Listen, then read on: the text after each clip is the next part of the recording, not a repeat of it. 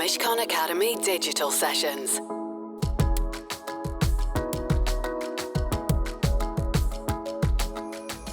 Hello to everybody who is joining us. Welcome to this Mishcon Academy digital session. It gives me great pleasure to introduce William Boyd to you all. Novelist, writer, screenwriter. William's novels have been translated into over 40 languages. Your latest novel, Trio, was published in the UK in October last year. So without further ado, hello. Hi, Hayley. Very pleased to be here.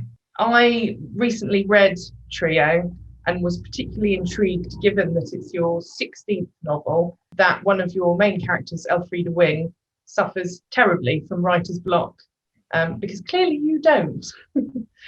So I wonder where the interest in writing about that came from. I don't suffer from writer's block, but I think for all writers, it's the terrible, malady lurking in the background. And I take preemptive measures not to have writer's block. So I gave this character in Trio, she's a novelist called Elfrida Wing, a terrible case of writer's block. She hasn't written a word of fiction for a decade, and she'd written 3 successful novels, and then suddenly, for various complicated psychological reasons, she stopped writing. And in a way, her journey or her struggle in Trio is an attempt to kickstart her writing career and to conquer this terrible block she's got. You mentioned preemptive measures. What are the preemptive measures? When I'm writing a novel, I always have an idea for the next novel I'm going to write, or even 2 or 3 ideas. Novel ideas are tricky animals, because in that germ of the idea, there has to be something that can fill 300 pages or 500 pages. And so when I get these ideas, I write them down in a notebook and park them. It's a good piece of advice, actually, I think, for any prospective or current writers, is always have the idea of your next novel in mind as you're writing the current one. I've had a question come in from Adam, who asks, how disciplined are you? I'm very disciplined. I think it's one of the things about writing a novel takes a long time. It takes me 2 to 3 years to write a novel. And I think that when I'm writing a novel, I'll write every day, 7 days a week, even if I don't feel like it, or even if I feel what I'm writing is not particularly good. The key thing is to put the words down on the page, as Guy de Maupassant said, put black on white. Who do you write mainly for? Yourself, your audience, your characters? Who do you have in mind when you're writing? I think most serious novelists, literary novelists as they're called, probably write for themselves. They're writing for an ideal reader that is a kind of mirror image of themselves. And that's what I do. I write the sort of novel that I would like to read. And you hope that out there are other readers whose sensibilities chime with yours and will appreciate what you like to read as well. And then the novel has its own integrity, in the sense that the novel you finished and the novel you deliver to your publisher is the novel you wanted to write, and the novel that, if you weren't the writer, would want to read. I've known writers who feel their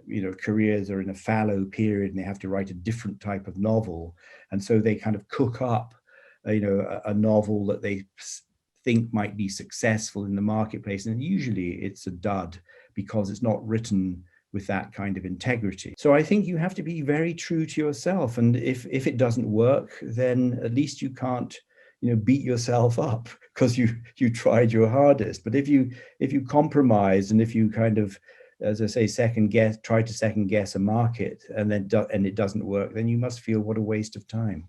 I'm quite keen to talk to you about the James Bond novel.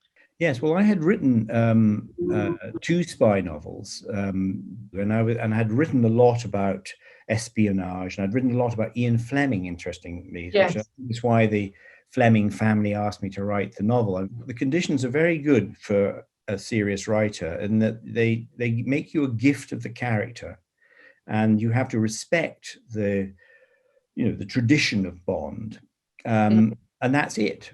The rest is entirely up to you. You can set it wherever you want. You can invent a story of any type you want.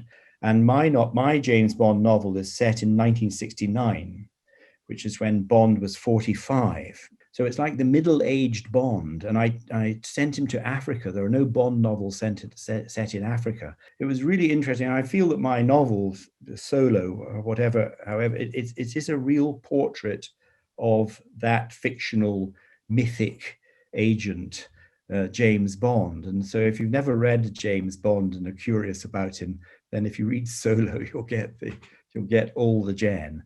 I've got a question from Lee Manning. How much research do you have to do for your novels, and where do you get that information from? The novel I'm writing now is actually set at the beginning of the 19th century. So I'm doing a massive amount of research to get that right, because I'm a realistic novelist. The world of my novel has to be totally authentic and plausible. The internet is invaluable to writers. I don't know how did we exist, pre-Google. But I also like to acquire a kind of mini library of books that serve the novel. And depending on the novel, sometimes that mini library can be, 60 books, or sometimes it can be 400 books. But those books that I acquire become the basic, mulch, if you like, of my research. Occasionally, I have to go to my favorite library in London, which is called the London Library in St. James's Square. So I still resort to that old-fashioned, look up the catalogue, find the book, go to the stack, take it out of the shelf, and hope that that single fact you want is there. I mean, I'll give you an example. I was trying to find out in Any Human Heart, in fact, how corned beef was made. Now, right. You'd think that was very easy, but if you type "how is corned beef made" into Google, you get 90,000 recipes for corned beef. Having failed to find out the industrial process of how live cattle are turned into tins of corned beef, I had to go to this library, and I found the book, which was published in 1910, that told you exactly how that happens. So stepping back to novels as a creative art form, I have a typically challenging question from my colleague Anthony Julius, who asks, is there anything creative left to be done with the form of the novel? The novel is the most capacious, the most generous, the most free of art forms. You can do anything in it. One of my favorite novels is a unique novel. I mean, it's unusual to be able to say it's unique. And it's called Pale Fire by Vladimir Nabokov, one of my favorite novelists. And Pale Fire is a novel that consists of 999 lines of rhyming couplets, a long poem, and 250 pages of footnotes. And you think, well, that's not a novel, is it? That's a sort of academic text. But in fact, it's a hilarious novel because the footnotes are completely wrong. Only Vladimir Nabokov could have conceived of this form of a novel and made it entirely readable. And I've read it 5 or 6 times. It's absolutely astonishing. So I think that the answer is, anything is possible, and the form will allow you to do absolutely anything with it. But at the same time, the classic traditional novel, which I think is the best art form for explaining this strange adventure we're all on, our lives, the human condition, will still be endlessly fascinating, if the writer delivers.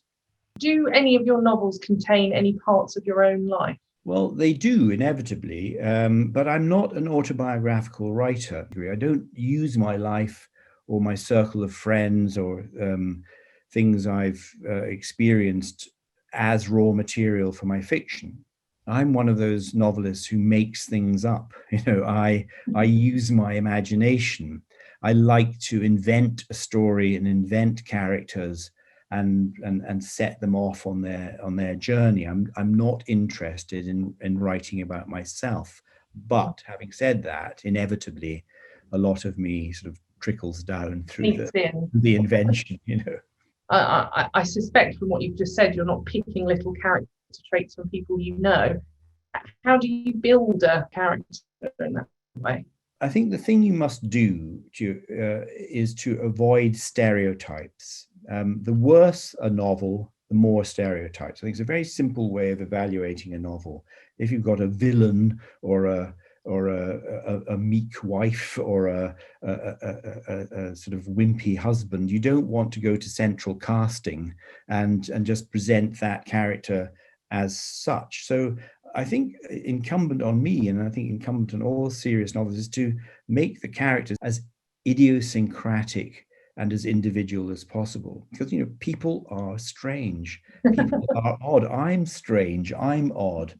And I think that the more you reflect the multifaceted nature of human beings, and what they say and what they do and how they react or how they dress or what they eat, etc., then the more real that character becomes. So that's a challenge you have as a novelist writing serious fiction, to create characters that live and breathe as unique individuals. So we've talked a lot about novels. I'm keen also to ask you about film and television. Moving from the world of the novel, as I said, which is the world of total freedom, you can do absolutely anything, to the world of film is a move from this world of total freedom to a world of compromises and parameters and sheer impossibilities. You know, I love working in film, but compared to the novel, it's a very simple art form. And I mean simple in a positive sense, not in a derogatory sense, because film is photography.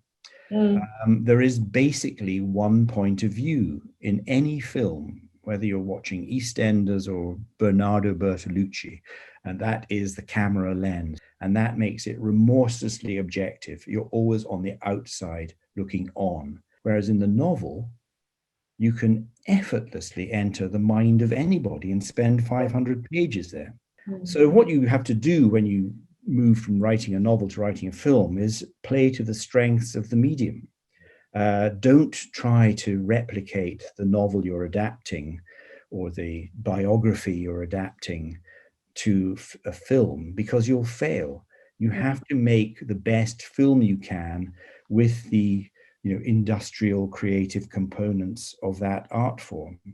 And you've returned to the spy world for television writing, is that? I find myself writing films and writing TV series about spies because I've now got this reputation of knowing what I'm talking about. I've written a 6-hour series called Spy City, which is, I hope, going to come out in the next few months, which is set in Berlin in 1961.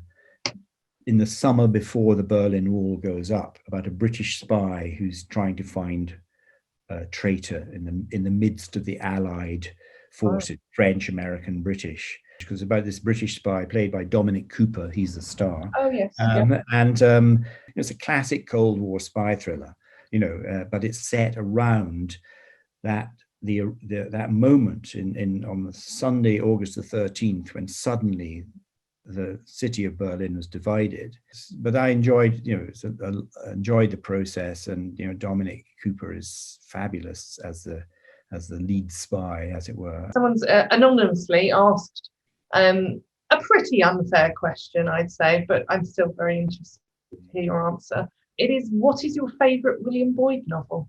Well, it's a good question, and I have a very boring answer, actually. From my point of view, the novel I like best is always the last one I've written, because I think it reflects my status quo. It reflects my competence, if you like.